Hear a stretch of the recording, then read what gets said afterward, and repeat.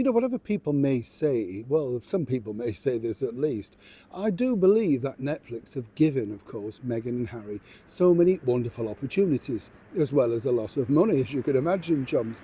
But really, you don't go into the television business hoping that you're not going to make a hit.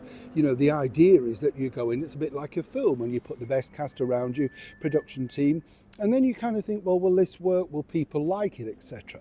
Now, it's all very well the chief content officer of Netflix basically gushing about Meghan's wonderful new show, With Love Meghan, about new ways that she could find to cook pasta. I mean, really? This is the best-selling line that you've got, and you're paid so much money by the streaming giant. If I were the boss of Netflix, I would be thinking again about your role too, because clearly there are many ways to cook pasta that are already out there.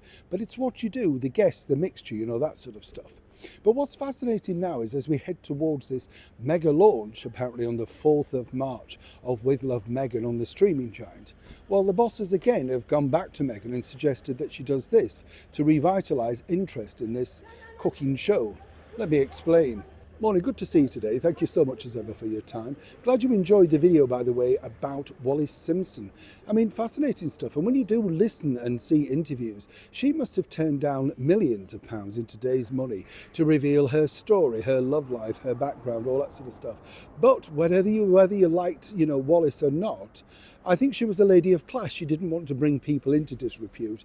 And I think she sort of kept her beeswax, as they say, That's an old phrase, by the way. But, it's a sort of like, no, this is my story. Why would I want to give it away? Of course, people want their story to live on, and that's certainly done that with Wallis. But I think a new film starring, of course, the brilliant Dame Joan Collins will throw a light on the very sad and tragic final years. But that is the way, of course, life goes, isn't it, for certain people? What a life that she lived, though.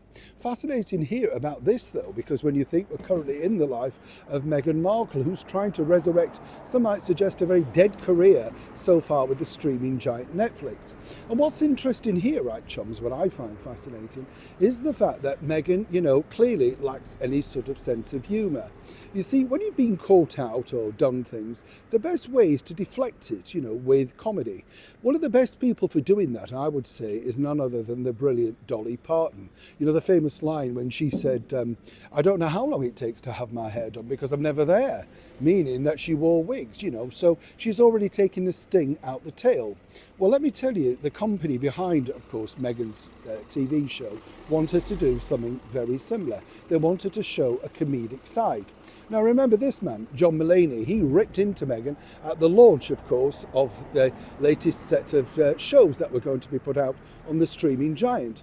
To cut a long story short, bosses at Netflix think it might be a fun idea to put up on Instagram a short clip of Meghan teaching John one of the recipes, and of course having comedic aspect to it. Now, naturally, he'd be up for it, Meghan apparently feels very affronted by this, as ever, allegedly.